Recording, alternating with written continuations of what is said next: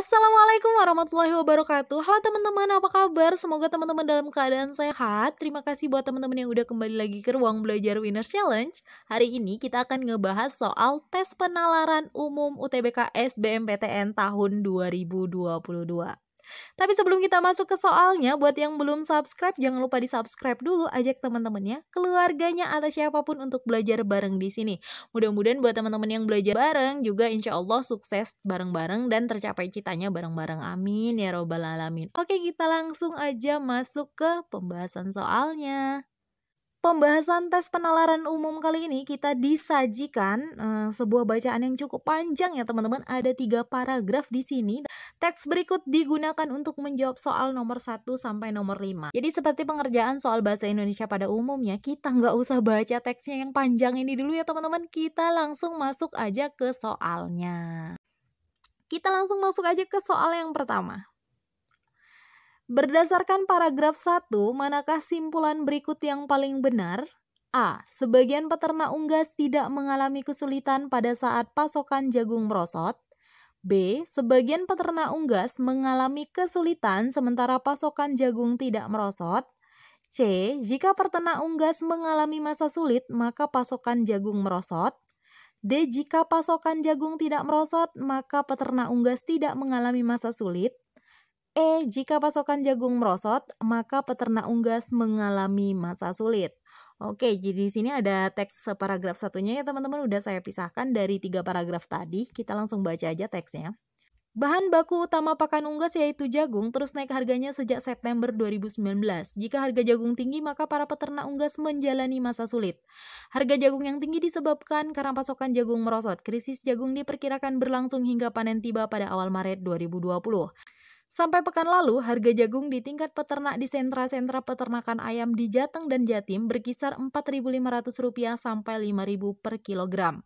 Angka itu berpotensi makin tinggi, padahal sebagaimana diatur dalam Peraturan Menteri Nomor 96 Tahun 2018, harga penjualan di konsumen ditetapkan Rp4.000 per kilogram. Regulasi ini sejatinya bertujuan melindungi harga di hulu atau di petani serta masyarakat konsumen di hilir.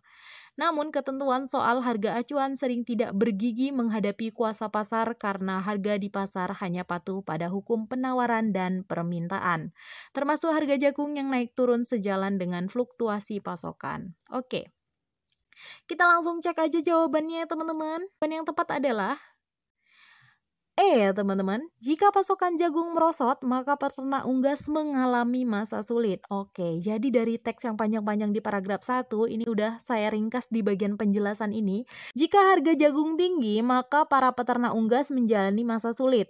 Harga jagung yang tinggi disebabkan karena pasokan jagung merosot. Kita cek langsung jawabannya. Karena di sini ada kalimat yang sama atau kata yang sama mengenai harga jagung tinggi, maka itu kita eliminasi aja teman-teman. Jika harga jagung tinggi, peternak unggas mengalami masa sulit. Kalau harga jagung tinggi itu disebabkan karena pasokan jagungnya merosot gitu. Jadi udah kita eliminasi aja harga jagung tinggi. Nomor 2. Berdasarkan paragraf 2, manakah simpulan berikut yang benar? A. Jika impor jagung untuk pakan peternak melonjak, maka pemerintah yakin produksi jagung surplus. B. Jika pemerintah tidak yakin produk jagung surplus, maka impor jagung untuk pakan ternak tidak melonjak. Kemudian yang C, pemerintah tidak yakin produksi jagung surplus atau impor gandum untuk pakan ternak melonjak. D. Sebagian petani diminta pemerintah menanam jagung sebanyak-banyaknya. E. Semua petani diminta pemerintah menanam jagung sebanyak-banyaknya.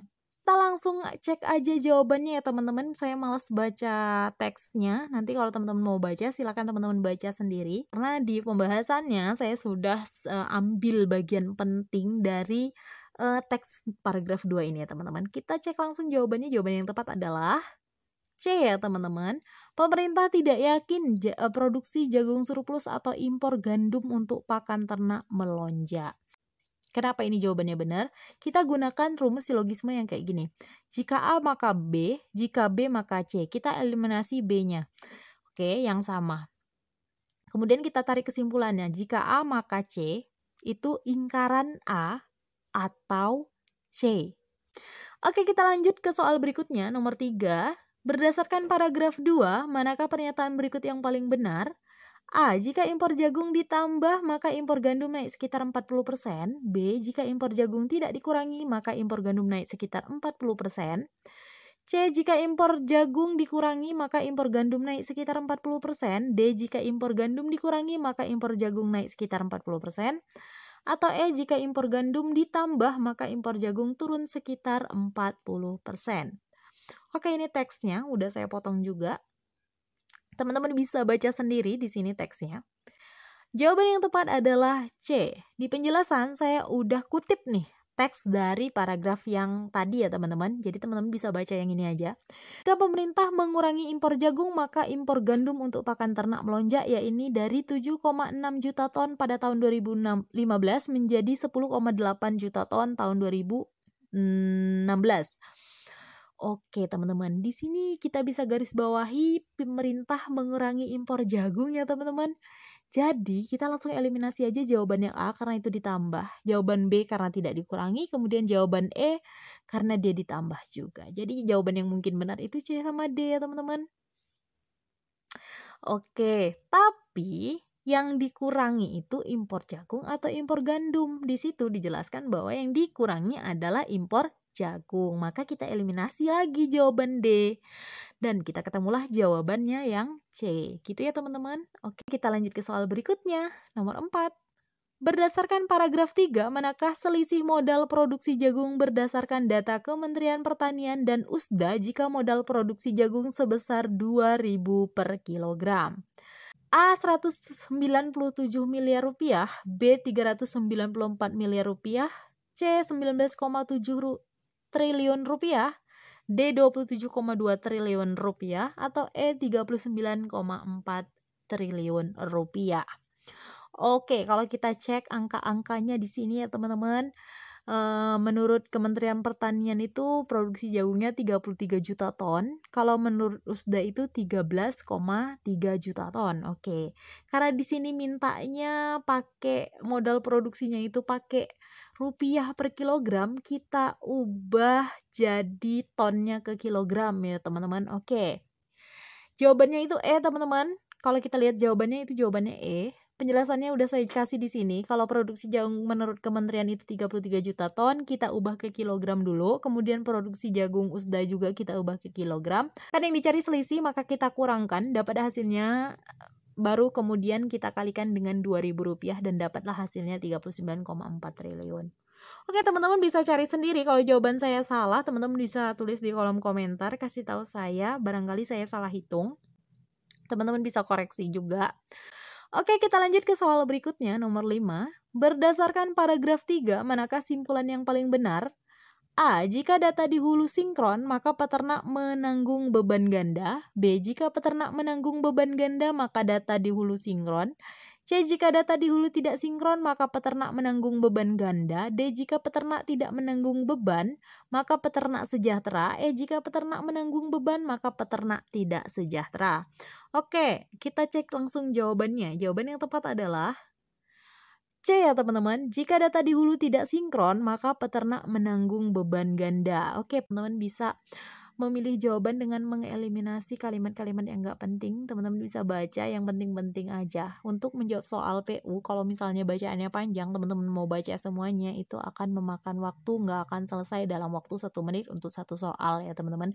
Biasakan untuk membaca soalnya terlebih dahulu, kemudian baca opsi jawabannya. Kira-kira opsi jawabannya ini sering mengulang kalimat di teks yang mana gitu. Jadi nanti teman-teman langsung fokus aja ke kalimat teks itu gitu. Jadi nggak perlu dibaca semuanya dari atas sampai bawah sih sebenarnya, teman-teman tinggal fokus aja nih kira-kira di opsi jawabannya banyaknya ngebahas tentang apa gitu. Jadi kan banyak kalimat tuh dalam satu paragraf. Pasti yang dibahasnya cuma 2-3 kalimat. Nah, itu aja yang teman-teman fokus biar mudah untuk dapat kesimpulannya gitu. Untuk selanjutnya, ini ada teks lagi ya teman-teman, untuk menjawab soal 6-10. ini tapi nggak terlalu panjang. Ini soalnya hanya satu paragraf. Tapi di sini saya tidak akan menjawab. Ini akan menjadi tugas buat teman-teman di rumah. Ini ada 5 soal lagi, mulai dari nomor 6 sampai nomor 10. Silakan teman-teman kerjakan. Tuliskan jawabannya di kolom komentar. Kalau bisa dengan penjelasannya sekali dan alasannya sekali kenapa teman-teman memilih jawaban itu. Semangat berjuangnya, semangat belajarnya. Semoga teman-teman diberikan kemudahan untuk mencapai cita-cita teman-teman. Semoga teman-teman lulus UTBK, SBMPTN semuanya. Sukses selalu dan sampai ketemu di video berikutnya. Assalamualaikum warahmatullahi wabarakatuh.